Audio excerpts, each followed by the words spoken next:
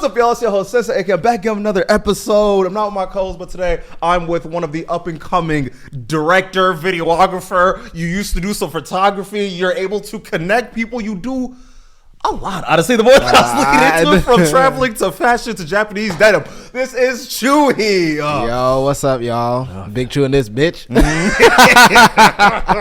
How you feeling, my boy? I'm feeling good. That's good. Blessed. That's good. How is life? Let's go there, and then we can go into. Okay. You know, life is honestly, I've been very blessed to say the least. But it's currently just been like on a up, down, not like super down lows. God willingly, thank you. But it's just been a very crazy year to say the least, and I'm very thankful for all the craziness that has happened. Every year has been getting better for me. Okay, amen, so amen, that is a blessing. But right now I'm currently at a state where I've been doing a lot of projects, and I'm not trying to take on a new project in December. That's fair. I tried to do this last year. I kind of failed, and I took on some work. But I'm not trying to take on any like projects where I have to like take it in, edit, then have like long turnarounds. You just want to just release. I just want to relax, and I just want to create my own shit right now for December. That's fire. I'm glad that you're able to at least keep yourself like not just motivated, but just like steering clear of the depressive aspects that comes from content creation to begin with. Because I could definitely attest to when you spend so much time on a project and people just aren't fucking with it. They don't like it. They do not fuck with it. Sometimes they do, sometimes they do not. And then especially when you are on like the downs, being able to get out of it, because it's easier just to stay there. Yeah, like that's a very common trait. So I like to ask you, before we really get into nitty gritty, how did you get to where you are? How did you start really picking up a camera and be like, this is the vision that I must give the world? So how I got into it, really, I've been a creative like my whole life. I have loved to create. I started off with I was actually thinking about this a couple of months ago. I really enjoyed comics. I still really enjoy comics. Who's some of your favorite superheroes? Spider-Man. Spider-Man's my favorite superhero. Hands down. Hands down my favorite superhero. But as a kid, I really enjoyed manga and comic books.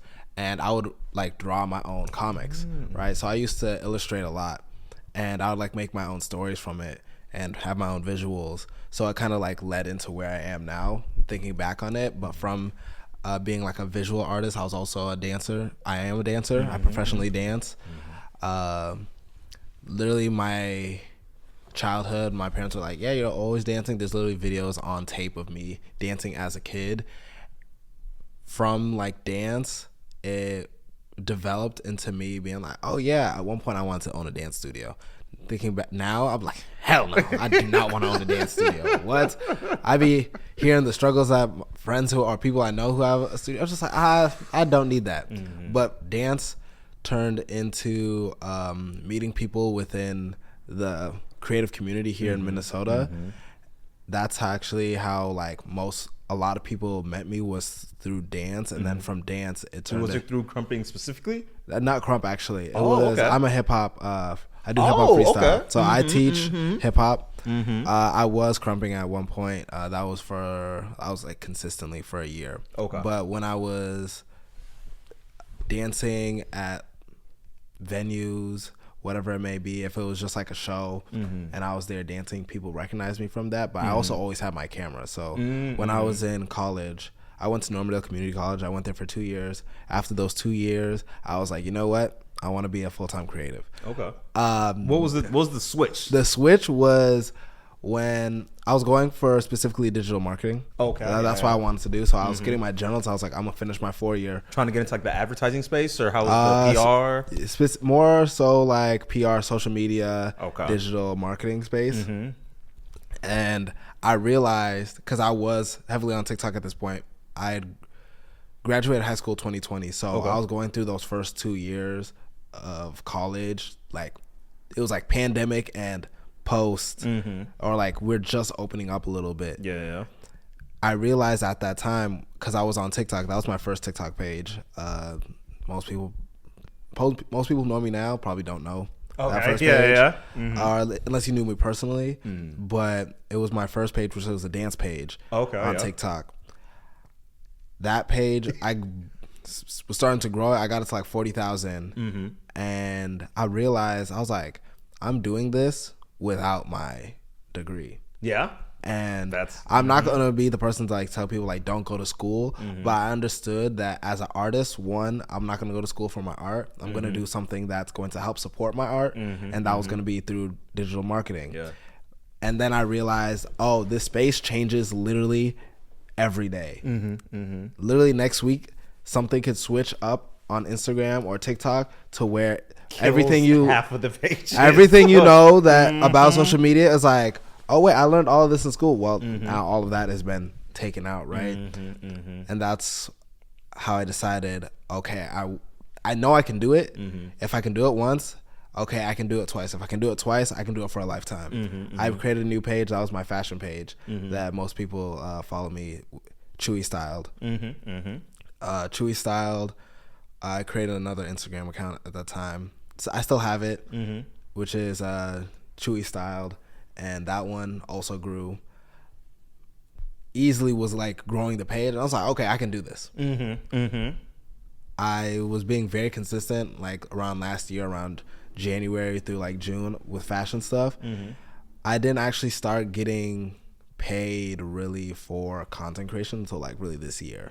Even though I had the following, this was like the year where I actually started to at least make some decent income from social media outside of me being a creative already. And that's how like that switch turned into like, oh, I wanted to go to school for digital marketing, and I was like, I'm already doing it. Let me just continue down this path. And now that's how people saw me with my camera all the time, was because I was posting myself. I was literally, anyone can attest, from like 2022 to like 2023, there wasn't a time where you saw me and I didn't have my camera bag on me. That's fair. And like even right now, I still I still keep my camera on me because I vlog more. But at that time, I was taking a lot of photos. People probably saw it was a lot of concert stuff. So that's how I got engaged with the music industry here in Minnesota. And from there, it just connected me to so many people because everyone's going to be at a concert or enjoys live music. So there's just so many different people who come just to see people perform. Yeah, because everybody, especially in the content space, specifically in the music area, they all know each other because they're all supporting each other. And that's the only way you're able to like get your stuff to grow, because it's like, well, my fan base is going to be here and your fan base is already here, so we might as well just like collaborate and make the same music and just start like cycling through fans that way. And honestly, just to mention a little extra on what you're saying earlier, the same thing from content also had a lot to do with the way that journalism ended up changing dramatically, especially once content creation really started going into like TikTok. Because of, I went to school for economics, and then I started getting into the journalism path, started doing some jobs and things of that nature. And one of the things that I've noticed, it's far easier for you to get on your phone and just talk about what you are finding out research wise or even journalistically wise, compared to trying to go to like a CBS or like an ABC and then try to get your start in a major media space, because they're not actively handing out those extra jobs to actually boost yourself up. So I definitely get why you're like, why would I go to school for this if I could do it myself and then make more money doing it myself as well? So yeah, that's very fair. Is there a point that you wish that you did something else? Yeah. Not like I regret it. It's kind of like just because life happened. I love track. I love track and field. I ran track from middle school through high school. And my goal was I wanted to run in college. I was like, if I'm going to go to a 4-year school, that's how I ended up going to Normandale. But I was like, if I'm going to go to a 4-year school, I want it to be through like track. I want it to be what pays for. Why were you so obsessed with track? I was good at track. Okay, It wasn't like I was just like, oh, I didn't. No, I was good at track. So as a freshman, I did high jump, long jump, triple jump, and I did hurdles. Okay. As a freshman, I beat our triple jump record, the freshman triple jump record. Yeah, did see that. And I stopped doing high jump after my freshman year because I was better at triple jump. Yeah. But as like a freshman, mind you, I'm like 14 years old. I could jump 6 feet. Wow. Yeah. So I was just like That's crazy. I'm like, I'm good at this. Yeah. Like, Yeah. I'm good at this, and if I can go to school for it, it'd be cool. Which I definitely, I don't completely agree on that mindset. Like looking back on it, especially for other black boys, it shouldn't be through a sport that's your only way. Primarily through your body is the only thing you're able to do. Exactly. Like I do not 100% support that now. Like if you're good at it, and I think like if you want to go to school for that, they're gonna pay you, do it.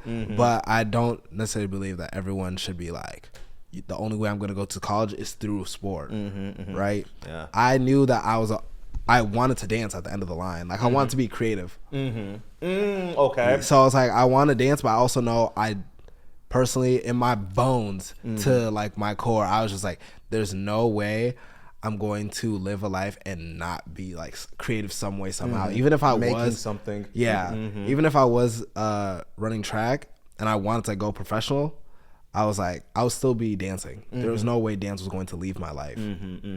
So that's something I wish. I was like, damn, I wish I could have gone down that path because I knew I was good at what I did. And if I kept going, I knew I was gonna. Is there like this competitive spirits that is within you that makes you want to do things like that? Or no, definitely it's a competitive spirit because the reason why I bring that up, so I've been watching some of your stuff recently. Like I went through your whole Instagram, and you could see that there was a point where there's just like this huge just jump over the past like year or so. What do you think happened to genuinely make you jump in production value and community and being able to be like, okay, I'm officially here? What caused the jump? Yeah. I don't think there was necessarily only. It was one thing completely. I can attribute to stuff stacking. That's how I like to think about it. It's the practice is what stacked. And at one point, a year and a half ago, actually probably almost 2 years ago, it was before I got my cinema camera. Oh, okay. Yeah. I had like, if people, all the gearheads will know, like a Canon EOS RP, which is like. Is it on your list? No, it's not. It's not. It's on my Amazon list. Okay. That was one of. I still own the camera to this day, but that camera is mainly a photo camera. It's not meant for video. When I took the switch from doing photo to video, it was because people recognized me for taking photos on my page, and I was just like, y'all. Originally, I got the camera because I wanted to make videos because I grew up with YouTube, and I was just like, I want to create videos. That's how I got into like picking up the camera for real. But I realized people were like, hey, can you do this photo shoot? Hey, we want you to take photos at this show. And it's not necessarily I don't like photos. It was like, that's not what I do. I was like, I would rather be doing video. Yeah. And at that point, I was just like, oh, y'all don't think I can do video? All right, I'm going to flip the switch. Flip the switch, and I was posting videos. I had a series at one point. It was just like making my life cinematic. Okay, yeah. Right? And I would just post like once a week or so, and it would be like mundane things, but I was on this shitty camera that's not meant for really video at all, and I was freaking it. Like I was just doing the most I can with it, working with what I have, and I was practicing so much. So when I bought the camera, which was like a $5,000 camera, I was just like, nigga, something has to happen. Shit gotta shake now. We gotta make this money back, bro. Ain't no way I just spent $5,000 and I'm not gonna make this money back. I made that money back, but like within a couple months, fortunately enough, because I had some stuff lined up. I'm like, cool. Like I made back what I was filming, but at that time I was like, cool. Now I have this. I have to keep posting stuff, or I have to keep creating to make all of this work. Yes, exactly. And from there, it just kept compounding. I collaborated with this content creator. Her name is Jada Bunny, and that's like the video that went dummy viral, which was if you've seen A Cold Winter by what's his name, Lil Yachty. Yes. For that music video, I was like, oh, what if I did that vertically? And so that's how that concept came. And mind you, I had like one video before that was also picking up traction. Like Masego commented on that video, and it was like the art of being alone. That was my first one that I did. And that one actually started picking up, and then I dropped those videos with Jada Bunny. Those went millions of views. And from there, mind you, I did not intentionally want that page to blow up. I was just posting. How it works, like I literally was like this. I knew how to if I wanted to, but I did not want necessarily go out of my way to like I'm gonna create a plan like I did with my other page. I was like, I created a plan, I executed. This one I was just like, I'm practicing putting stuff out. I'm just putting my art out there. I created that video. Let's talk about how you make a plan for you to be able to actually blow your page up. How does that work? Like, are you too focused on like niche and like specific people you want in your photo shoots, or is there like a specific brand that you want to be collaborating with to make something happen? Like, how do you go about that? So when it comes to a personal page and like that personal branding, and for me, how I can speak on fashion, and then y'all can make your own analogies from that. But when I created the fashion page, most of my videos are still up, but I started with, okay, I have these clothes that I have bought. I want to make a couple outfits with them. What type of content am I going to be creating with this? So what is going to be the easiest way to split it is between two different types. There's the growth content, and then there's your community content. I was like, okay, I have to create viral or growth content, which is going to bring a lot of eyes to my page, and that's going to be your top of funnel. If you're in marketing, you know what that is. Top of funnel. And then we're going to have our personal stuff, which people who are already joining the page will the be reason like, why they stay. the reason why they stay, and they want to get to know you. Started posting a whole bunch of content, like how-to videos. That's your evergreen content, because there's always going to be someone who is wanting to learn something. So I still have videos, old ass videos. Like some of my first videos will still grab traction out of nowhere. Like literally, like when I talk about old videos, probably like one of my first like 5 or 10 videos on that page, like catching traction. And I'm just like, stop watching this video, y'all. This is ass. Like this outfit was ass. But everyone, like, you start off ugly. Like it doesn't start pretty unless you already are very notable within a space. But that is how I started off that page. And I was like, okay, now that I'm doing this, I wasn't really good at the community content part, because I did not know how to connect with my audience. I didn't know how to be vulnerable. Oh, okay. Interesting. I didn't know how to be vulnerable with my audience, because that's how you create community with your audience. I figured it out now. But at the time, that was a super hard thing for me, because I knew how to get eyes onto my page. I just didn't know how to cultivate them to be like, we can't wait to see another Chui video. Right now, I do hear people say like, oh, I'd be looking out for your videos. Like I can't, like when I go on Instagram, I know it's your video. Like I stay to watch, or like I can't wait to see what you post next, whatever it may be. So that is very like, okay, verbal affirmation. But that's like the easiest way on like my plan. I'm figuring out what are the two things that I'm creating within a niche. So you actively do look for that niche? I knew I knew I wanted to get into fashion, so I'm going to create a page around fashion. And then when I built that community, I knew it was going to be easier for me to branch off.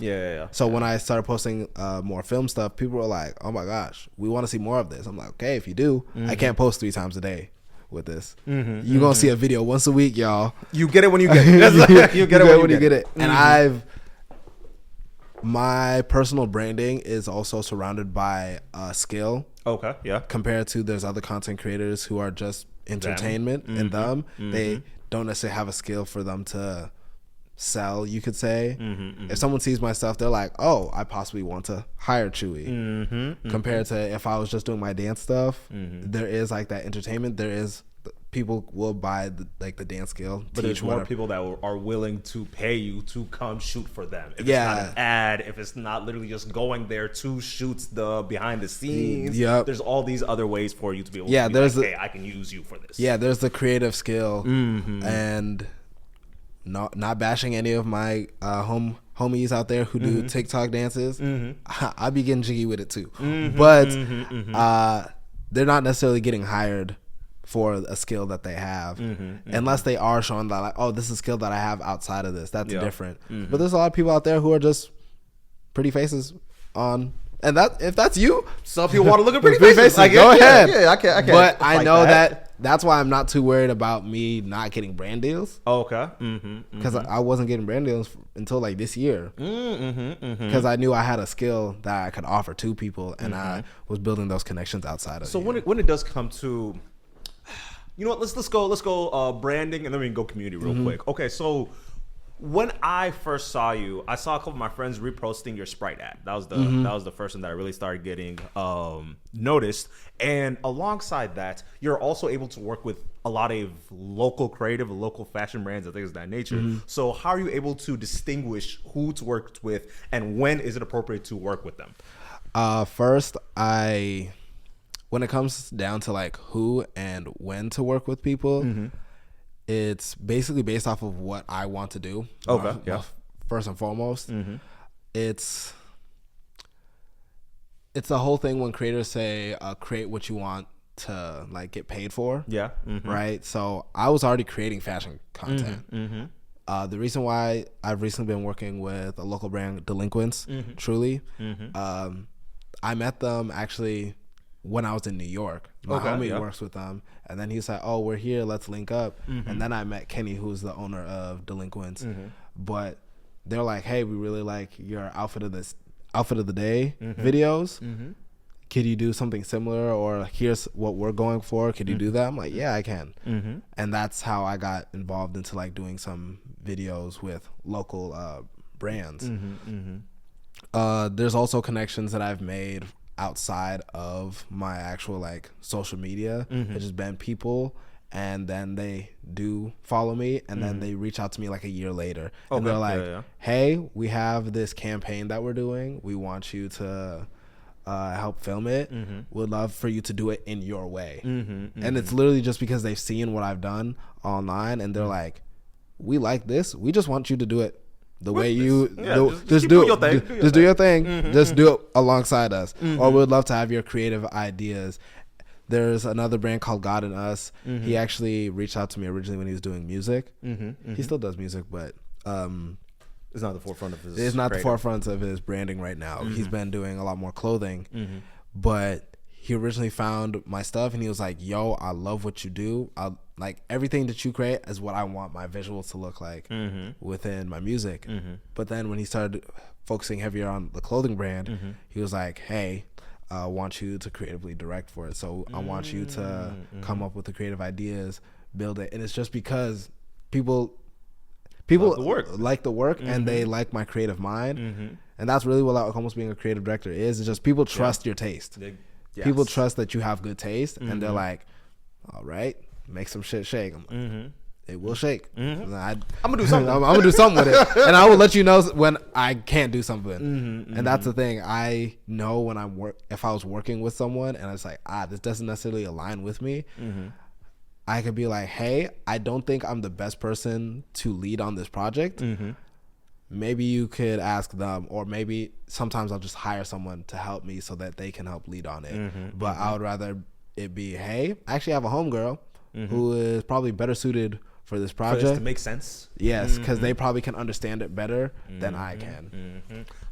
So is it a lot of selflessness that comes into it, being able to like know your skill and your talents and be able to have the correct round of people around you? Because one of the things I've always hated, so I've worked with a lot of folks, and one of the things that I've like noticed, especially when people are first starting out, they tend to get in this mode of, well, I have to get this done. Like I must be the one that does it. And sometimes that's just bad for the brand if you're not able to put your best foot forward and actually be the best person for this brand. So is there a selflessness that comes with the long that you are in this game, being able to be like, "Okay, I'm good at this and I'm bad at this. Let me ask for help around this." Type of you thing. do have to be selfless in those areas. You have to have a lot of what is the correct word? It's not selfless. Self-aware. Self-aware, yes. You have to have a lot of self-awareness and understand your skills. I know that I'm a pretty good editor. And I know there's a whole bunch of editors out there who are better than me. So if it comes to a skill, say for example, VFX, I'm not a VFX. You don't see me do much VFX in my videos. If you watch it, you're like, oh yeah, there's actually not a lot of very in-depth VFX. So if I had a client who was like, I want to do this, I'm like, okay, I can film this. But this editing, I'm going to have to outsource. So that means I have to find someone, okay, what are your rates? When it comes to projects, if I have a budget, I'm going to hire people. Like there's no reason for, I'm like, yeah, I'm about to call my homegirl. She's going to be producing on this project. And I'm going to get a PA for this. Whatever it is I might need on that day, I'm going to ask help for it because I know me doing it by myself, it's a lot of stress, and I might have more money at the end of the day. Say for example, it's like a $5,000 project. I was like, oh, I could take all $5,000, but the amount of stress I'm going to have doing this, I won't be able to do it at my best. I'd rather just be a good director and be able to lead on this project and because film. You want the next job. Like, yes. you want the next job. I'm like, we'll pay you more. And people, when they see more people on set, they assume that, oh, this makes sense why it costs this much. Like, it's not only just for my own self and like my own mental, but it's also for the fact that the optics and the opportunities that come in the future. If you see a 10-person team, you can be like, oh, I understand why this is $50,000, right?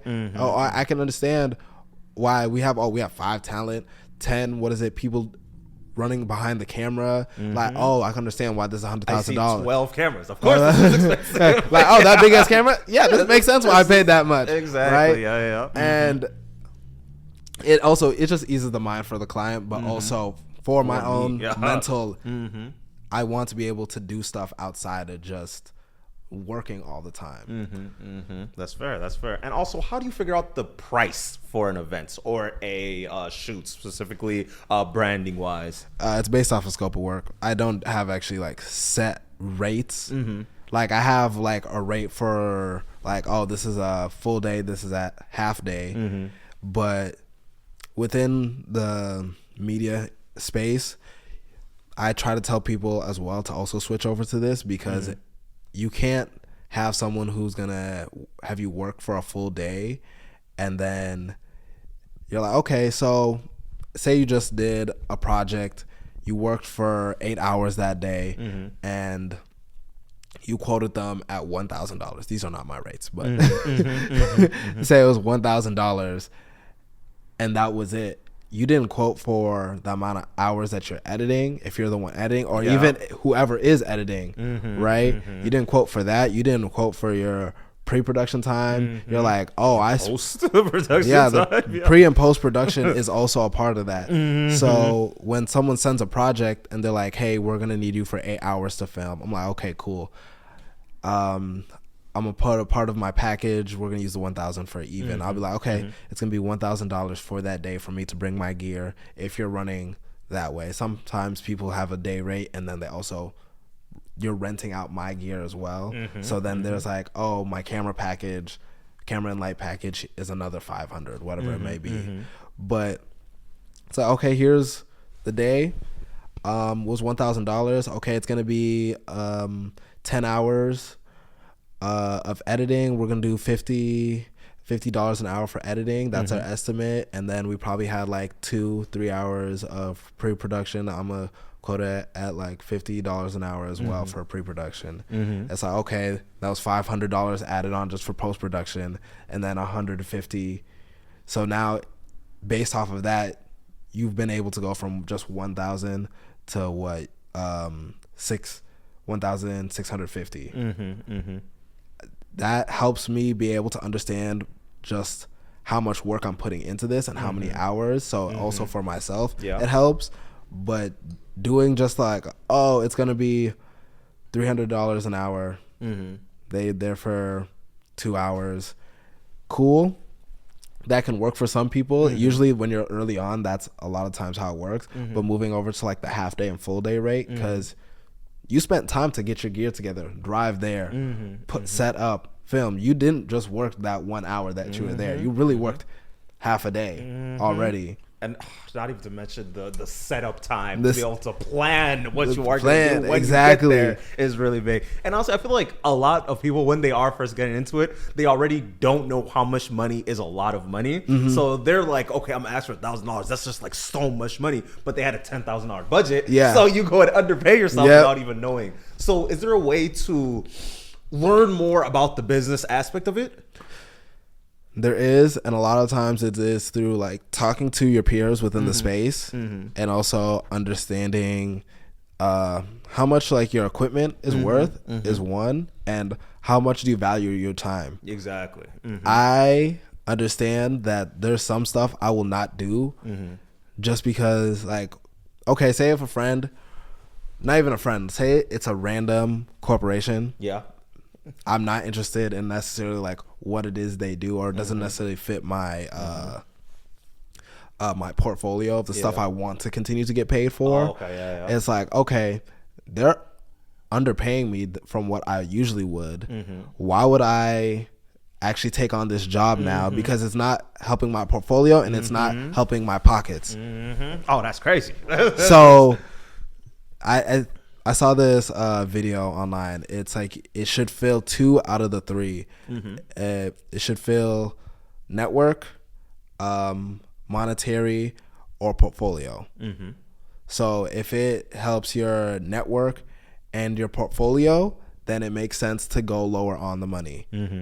If it's, say for example, usually monetary weighs a little bit more. It really depends. For sure. You gotta be realistic. Like realistic. If you have rent due, like okay, monetary. But there is times where it's like, okay, if they're just paying me a lower amount and it's not helping my network or my portfolio, it's just like it doesn't make sense for me to take on something I'd usually probably get paid $2,000 for, and I'm only getting paid they're trying to only pay me $500. It's not hitting my network or portfolio. There's no reason for me to take on this job. So that's how I like to like think about it. It's like, okay, I'm trying to at least hit 2 of these, unless that monetary is a little too bad. I'm like, you know what?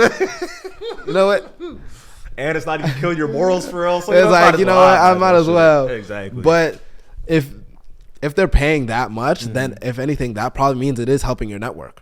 Yeah, that's true. So therefore, it probably is like, okay, if they're paying me a lot of money, that means I'm adding them to my network of people, hopefully a continuous client, or they may be connected to another company. It is hitting those 2 realistically. Exactly. So because it's kind of like a check mark that you can bring along, because it's like, well, Nike worked with me, Adidas worked with me, I might as well have Reebok also work with me. So yeah, no, I definitely. So that's why that's how I try to break it down and understand that, like, oh, okay, I'm not gonna really take on this job because it is not fulfilling me in these 2 areas. Hey, I'm gonna just have to say no to this. And keep it pushing, and that just helps my mental. And then it'll also help a lot more creatives understand that, like, oh my gosh, I love this, but why do I hate what I'm doing right now? It's not, you're not going anywhere because it's just like, oh my gosh, I did the like $500 project, and you know it's not helping those other 2 areers. Now you're stressed, and you're not getting paid enough. And look at you want to do the project. And now the project is bad. And now the project is bad. Now nothing is good. Exactly. Yeah. No, that's like the biggest thing I have to think about. It's just like, nah, this is not gonna help me. How do you deal with your friends when it comes to working with people that you know personally? So it really depends on like the level of connection, or like how close I am friends with them. Like, we'll do like a homie discount. It'll probably be a trade. A lot of times it's trade. It's like, hey, can I pull in a favor? But people have to understand, for at least for my skill set, or what I'm bringing to the table as like a filmmaker or within the media space, is letting you know we will not be doing this on your timeline. I promise you. I like just letting you know the paid customers are coming first. It just has to so if I have paid clients, I'm going to be doing that before I necessarily get to your stuff. I definitely get that, because one of my homies, he's in Nigeria right now shooting with like a literal A-list celebrity, and it's like, well, I'm sorry that I can't take your pictures just because you want to have a fit check, because I'm actually doing other shit with paid motherfuckers. So it's like, I'm sorry, I don't know what to tell you. Sorry, they paying my bills right now, so there's a due date connected to their exactly compared to like passion projects. That's why like right now half of the work I'm doing right now is passion or collaborative projects with people. So I'm not getting paid for that at all. The other half it is I'm getting paid for. How do you reach out to the people that you want to be collaborating with? A lot of the times, most of my collaborations right now are actually they reached out to me. Oh, it got to the point where So I didn't actually reach out to them. Those like passion collaborative projects, some of them are like, hey, they had an idea, or like, we both have this, do you want to do something together? I was like, okay, cool, I have one of those. All the other ones were like, hey, I have this idea, do you want to do it? I'm like, you know what, hell yeah. And then we end up creating the project. I do have my own personal projects, and my friends do know about them, and when it will happen, they know they're going to get the call, and they've already said yes.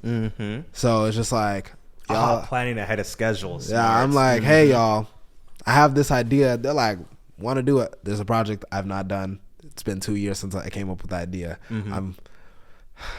This is why day comes. When that day comes, and it's not even like the hugest project. It's like, this is a dope idea. I don't think I've seen it, a concept like this done in Minnesota, and it's not like earth shattering. It's just like a small narrative spec idea, and I want my friends to be in on it because I'm like, yo, I have this idea. They're like, yeah, just let us know when. But a lot of paid client stuff came first.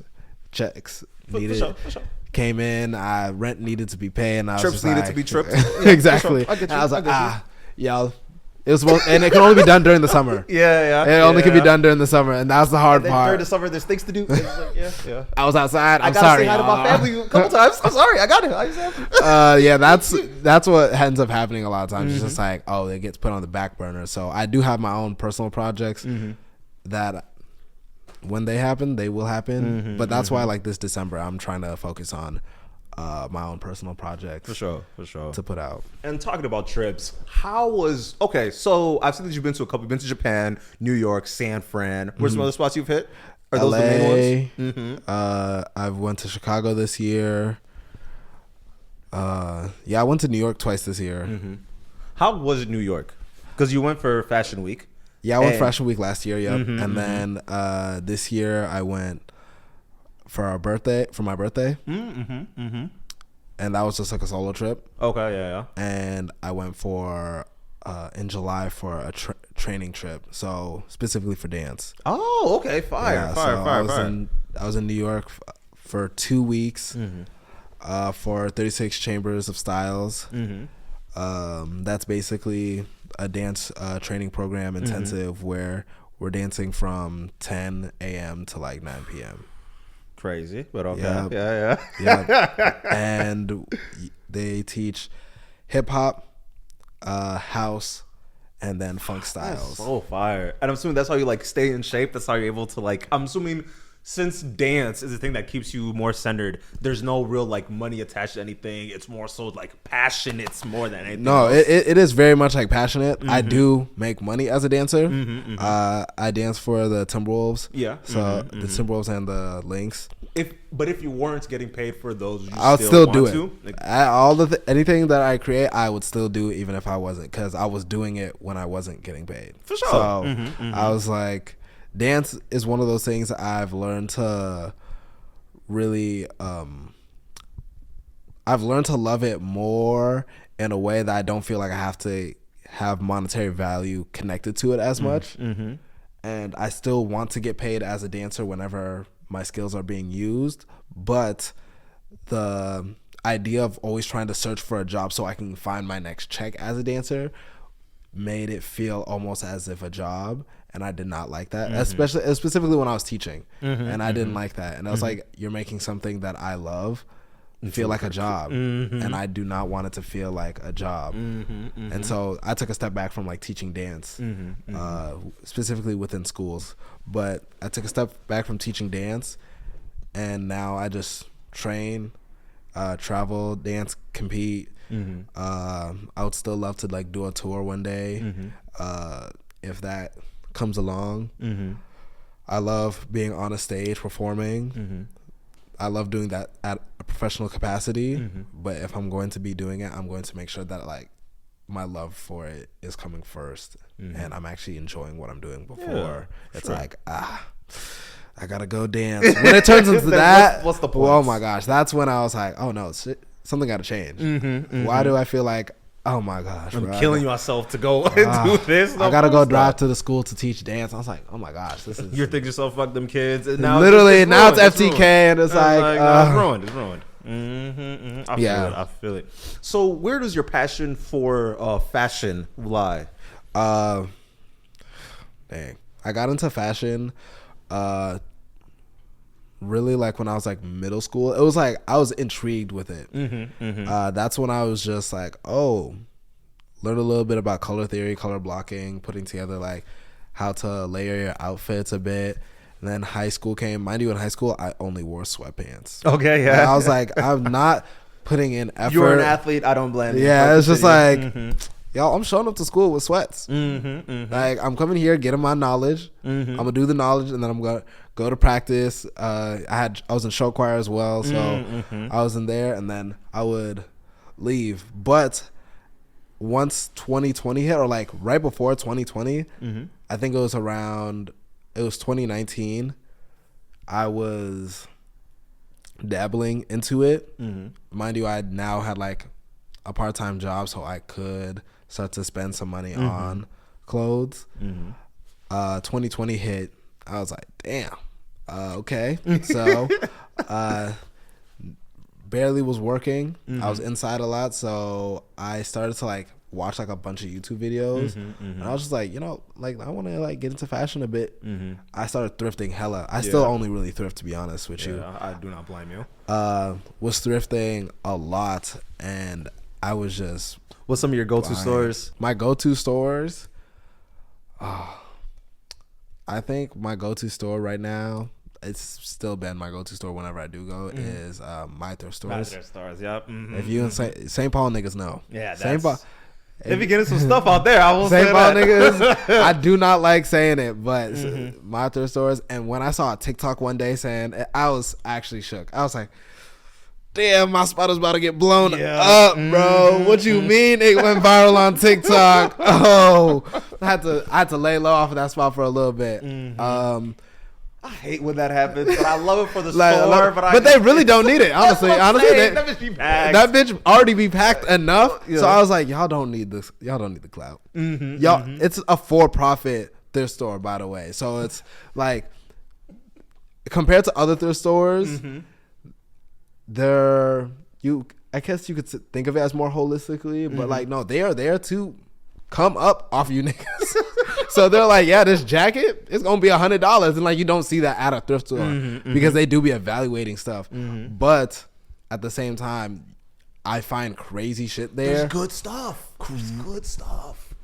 Most of my shit, like, mind you, did I get this? No, I don't think I got this. Actually, no, I did get this from My Thrift Store. This is from My Thrift. Bag from a thrift? That's hard. This was from My Thrift Stores. That tote hard. And this jacket. People think this is like a Carhartt. What is the name of that brand? Carhartt? No, it's not Carhartt. And I found the brand. It was a Minnesota brand. Fire. That's what I love to see. But they don't sell the jacket no more. And people are like, you're lying to us. I'm like, yo, I went to the website. I looked up the jacket. They don't sell it anymore. I don't know what to tell you anymore. So yeah, a lot of my clothes I get from My Thrift Stores. That should be hurting, because I feel like I'm one of the only people in my friend group that actually like cares about clothes. So folks be out here robbing me. Especially, I have two brothers, and they're like, "Oh, I like that. Give me that leather jacket. Just give it to me. You don't even need it for real." I remember it used to be a time when I'll go to my room, and I'll just be feeling like something is missing. I wouldn't remember what, and then I'll look at my phone and see a picture of them wearing my talking about they was on the gram like this. Literally. They said, bro, they had their hood up and everything. Talking about, yeah, y'all see the fit. Nigga, those are my clothes. My shit. Take my shit off. And it'd be hurting, because I remember I'll try, like, if you're not on their ass immediately, give them a month, they're gonna just lose it. It's just gonna disappear. I have this Thanos cereal, this cereal box shirt, right, where he's using the Infinity. It was like a promotional deal from like I think the 80s, like when the first what's it called, Marvel comics, when Thanos was introduced, like they had a whole run with the shirt, so it was fire. And I just haven't seen it. It's been 4 years. I don't know where it went. Oh God, there's some shit like I probably can't think of it right now, but it's whenever I need it. I look in, I'm like, I know I have this piece. Where the fuck is this piece?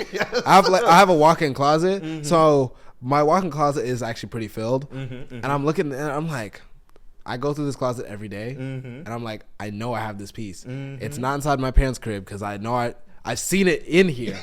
Now, where the fuck did it go? I remember it. And the thing is, I have a roommate, but he doesn't really like the clothes that I let him wear. It's usually like I give it to him because I'm like, yo, I was either gonna give this away, or Salvation Army, someone's gonna take it. Someone was gonna take it, but do you want it? And he's like, oh shit, yeah, I'll take this.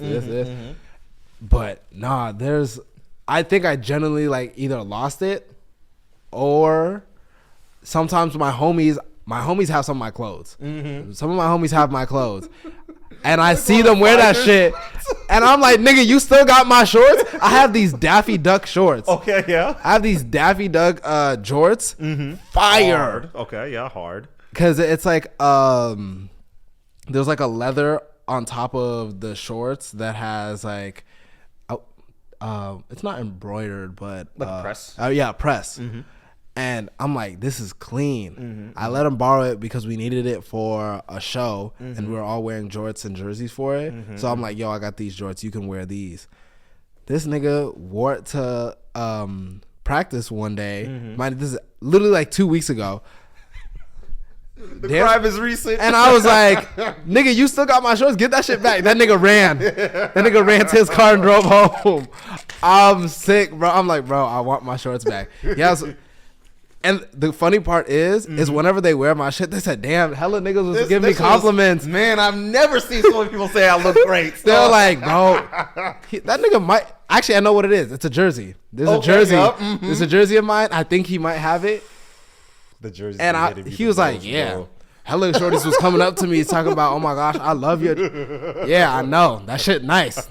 Now give that shit back. I remember I had a Lisa Leslie jersey, WNBA stuff. Yeah, we are cultured over here. And what I tell you, I remember I gave it to my brother for one day. And till this day, he promises I never gave him anything. So now I'm just sitting here looking like a liar. So you're going to gaslight me? That's literally what I'm saying. So what was this photo of you? I don't have it, so you have it. Exactly. No, exactly. I threw it away. I threw it away, bro. I don't know. No, it's definitely one of those things like clothes I've always really been into, and then I think I didn't have like a definitive style until like last year. I think is when it like really strengthened. Okay, yeah. Was it just helping in your personal brand being stylish? Yeah, definitely. Okay, for sure. One thing that like triggered it as well was my homie Herb and mentor. He told me within specifically the entertainment business, how you dress is the first thing people will recognize about you before you even open your mouth. So you might as well be dressed, like have your own strong personal style, so that people are like, oh shoot, I remember that. Yeah, Chui wore this. Yeah, I remember this jacket. Oh yeah, you're the person who wore this. He's gotten a job before just because people like his style. They're like, yo, we're actually doing this photo shoot for this billboard. Do you want to? Literally, it was just because of how he dressed. I've been telling folks, you gotta peacock, bro. You gotta peacocking, bro. You gotta peacock. And the hardest thing about that is like sometimes there's days where you don't want to wear nice shit. Put that shit on. Like I think my closet naturally throws fits at me because the days when I do not try is the days that like, oh, people are like, oh my gosh, I love the outfit. I'm like, I really just picked random shit today. Thank you. I really threw this shit together, random shit, and it worked. But I remember there's this one time I went to Trader Joe's, right? I wore my bummy shit, and this was not on like, it was not even on like, oh, you was just wearing sweats. It was like I wore sweatpants, and I had a wife appreciator on. Don't call it wife beater. Yeah. We don't be wives around here. We know ball. We know ball. That's what I wore to Trader Joe's. I was driving actually first. As I'm driving in, I saw this young, attractive brown skin girl outside the Trader Joe's. I was like, damn, okay. You know, that's all I thought about it. That's all. Parked, walked inside. I was like, oh, she's going inside Trader Joe's. Then, as I'm walking through, mind you, I'm already like, I'm not dressed to approach nobody right now. I'm not dressed to approach nobody right now. I'm not approaching her. I'm grabbing what I need. I turn around. I see like 3 more badass brown girls walk in. I said, the one day I decided not to put shit on, I could have just easily worn like a matching set. Yeah, literally just a matching set and a chain, and I would have been way more confident in that moment. But these sweats and just a tank, I was like, oh nah, this can't be happening. Yeah. And I go to Trader Joe's pretty often. Like y'all is never in Trader Joe's. That's what blew me. Trader Joe's, y'all. I do not see the beautiful brown skinned women, brown skin in Minnesota, black beautiful women inside Trader Joe's. Usually on my usual run to Trader Joe's, but in that moment, I said, "Also, y'all come on a Thursday at 12 p.m." Got it. I noted. None of y'all got work. See, I'm seeing something's wrong. So all of y'all unemployed on Thursdays. Got it. The worst part, also, I'm driving home. I'm basically near Mill City. I'm on like that back road. I see like more beautiful black women outside. I drive this road regularly, and they're not. I said, "Oh, it's Thursdays at noon. Y'all come outside during the summer." And that was the one day I was just summertime. Like, it was summer. A good July will do that to you. I'm not gonna lie. That was the one day. I remember calling my homegirls after this. I said, "I'm sick, y'all." The one day I decided not to put my shit. Meeting to figure this out. I called them after that. I said, "Yo, I don't know what it is, but I decided not to put that shit on today." But apparently, the black women decided to come outside. They're like, "Nah, Chui, you know, if it's really the aura." I'm like, "No, I had gray sweats and a tank top on." During that time, I'm just like, I was not feeling my best, y'all. My hair is not done either. And it wasn't even like I had a fro. Like, no, straight out of bed hair. Yep. Like flat this side, flat that side. Like it was, I was not presentable. They're like, nah, if you have aura. I'm like, I got aura. In that moment, I did not have aura. No, I was down negative. I was negative. Yeah, so that's one of those things where I'm like, I do take my appearance, specifically on how I dress, seriously. And it's like, even if it is just chill, like this is me calm, this is really like a dance fit for me. But I'm going to at least be showing out and be like, okay, presentable, depending on what capacity it is. If it's casual, or if it's like, oh, we need you to be in like a suit and tie, I can go to that point. But I know when I do decide to put that shit on, I'm gonna put that on. I'm gonna put that shit on. For sure. And low-key, I'm so mad that you got this hoodie, bro. So I remember when I met Aflab, it was during, what's it called? Oh my God. Not Pro-Am, during the Pro-Am, and he was selling some of his stuff out. I was setting him up. But the last one of these sweatshirts, just gone. Just literally gone. And I was like, when are you gonna restock? He's like, I don't know, man. When we do, I'll let you know. He never let me know. So here we are. I believe when was that? Oh, that was like maybe 2 years ago, a year ago. So yeah. Yeah, this was out. This one was like July, I believe. Yeah. So bad, but beyond the point. Yeah. So before we get out of here, I'm gonna hit some of my favorite shoots from you. How did you figure out that That's So Raven shoot that you did? Oh, That's So Raven. That was been on my mind for like a year. Oh, okay. I be telling you, I be having ideas in that phone, waiting, and I was like, this is the time. This is the time. I found out how to do like the edit or the visual effect, and I was like, okay, cool. I'm gonna use this as a way to do or like enter into the vlog or my recap for the trip. And I grew up watching That's So Raven. A lot of the inspiration for the stuff I create is usually from stuff that I enjoy. Yeah, for sure. And stuff that I've grown up off of. People like to think of like my page like, oh, it's very nostalgic. Okay, yeah.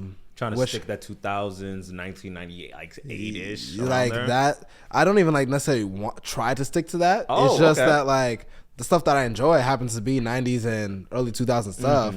But you can also see stuff that is like recent. For example, I did... it was the mattress shoot? No, it was The one I did with delinquents, it was like my BTS video. Oh, okay. Kamehameha one? Yeah, the Kamehameha one, right? Yeah. So like that still had like part of it was like I grew up watching anime, and so I used that as a transition. But the song that I used was fairly recent. Like I wouldn't consider that very nostalgic. Yeah. But a lot of people do go to my page and they're like, "Oh, it does feel like nostalgic when I watch your stuff." And I think that's also the way I color my videos. But when it comes to creating, it's usually stuff I enjoy. Shows that I watch. Your color grade? That's what I was gonna ask you. Color is. It took me a while to like. I had to like sit down for like a day. I still adjust mine all the time. Okay. But I had to sit down for a day, learn the different aspects of how to put together a color tree. If you use DaVinci Resolve, you'll know what I'm talking about. Put together my nodes. At one point, I was using a power grade from a creator. It's called Cineprint 16. Okay. I think that's Cineprint 17 now or something. But I was using Cineprint 16, and that is film emulation. Okay. So with that style, you're just emulating film cameras. That one is specifically was emulating a 16 millimeter film. Oh, okay. So that's why I believe that's why it was called Cineprint 16. But mine, I've switched it over because I knew how to color grade. I was just using someone else's. I will probably go back and forth now, but I wanted to make sure I understood all different parts of my color grading, and I was like, I want my colors to feel realistic a little bit more now. So you'll probably be able to go down my page and see probably slight differences if you have the trained eye. Some people may not notice, which is fine. But not everyone needs to be a master. Not everyone needs to like recognize that. But I did want to make sure cohesively throughout my page that once I figured out how to color this, I can apply this to all my videos, at least specifically ones that are going to my page. And from there, you go to my page, you have a cohesive style that people see. You should be able to look at your page and know that it came from you, type of thing. Yeah, people say they can go to, like, they see a video before they even see me or anyone in it. They can tell it's my video or even reading it. So, which is branding. Great. Yeah, that's good branding. I'm like, great. Love that, y'all.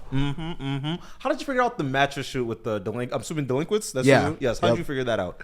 That one, I actually did not creatively direct that. Oh, okay. Yeah. So, at least when it came to the visual of the mattress and everything, that is Kenny. Kenny, the owner of Delinquents, he is the one who comes up with actually those visual ideas. We've talked, we've come up with some concepts together. He probably has them like stored in a pocket, but he be coming up with some dope ass sets. I'm not gonna lie. The set that's gonna come out like early December, that's a dope set, but mind you, that is like 1/3 of the idea of what he really wanted to do. Okay. So when y'all see that, y'all will probably think like this is dope, but imagine it could have been like 2 times better. And it was only because like time and manpower. But he is a creative genius when it comes to like those sets specifically. Other stuff that I do is probably me or a team of me or a team of people with me. That's fire. And then how about Jada's shoots that you did? How did you guys? Jada's shoot, we came together for the photos. She came up with the concept and she was like, oh, here are my ideas, here's my mood board. We figured out some photos that we wanted to not emulate but have creative inspiration from. And then I thought of the video aspect. I was like, hey, do you just want to do this video? And she's like, yeah, sure. And that's how those videos did numbers. It was really just like we sat down, worked on it together, and we pumped it out within like a couple of weeks. It was like a week or two. Fire. That's fire. What are some of your plans leading forward for the rest of the year? You said you have some personal projects to be working on? Yes. So personal project-wise, it is really going to be setting myself up for 2026 when it comes to the project. It's going to be, I want to continue to speak more on my page. Just so y'all know, if you do speak in your videos more, you are more likely to get brand deals. Because people want to be able to see your personality, and that's what brands are looking for. I want to speak more in my videos. I want to get better at writing for my videos. Okay, yeah. And that's why I keep a journal like two journals with me.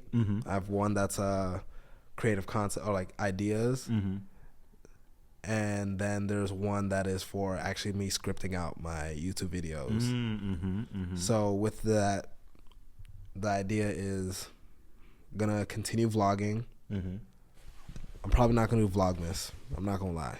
Y'all got it. If you can vlog every day from December 1st to December 25th. More power to you. More power to you. Honestly, I just think that I can do it. Yeah. But if I prepared myself. That's the thing. Because I did Japan when I posted every day. I posted for 30 days straight for the month of June. But how's the growth from there? I went from like 29. No, I gained 10,000 followers. So I went from like 40, or it was like 39,000 followers to 50,000 followers within that month. Oh, wow. So like I created the plan, I executed it, and I you had a setup before you even got to Japan? Yes. Like I knew what videos I wanted to create. I still have it in my Notion. I had my love Notion, yeah. Notion. If you want to go ahead and slide over with your boy, we can make some shit shake. Well, for sure. But I created a Notion board. I had like my concepts that I wanted to create, so that when I got there, I knew what I was recording and what I was going to create from it. I got back and I was like, okay, we're going to create these recap videos. We're going to create these videos. Made all those videos, and I was posting every day. And that's how I got up to like 50,000. Right now, I've slowed down a bit, and that's because I've not been evenly doing the distributing all your creativity. Yep. Not doing the growth content and community. And that's what I'm focusing on right now for December. Incorporating both of those pieces. Have that ball rolling again. That's what like really the third quarter was for me, is like get that ball rolling again. When January hits, I have a series that I'm going to be dropping that is more of educational. Look out for it. It's going to be called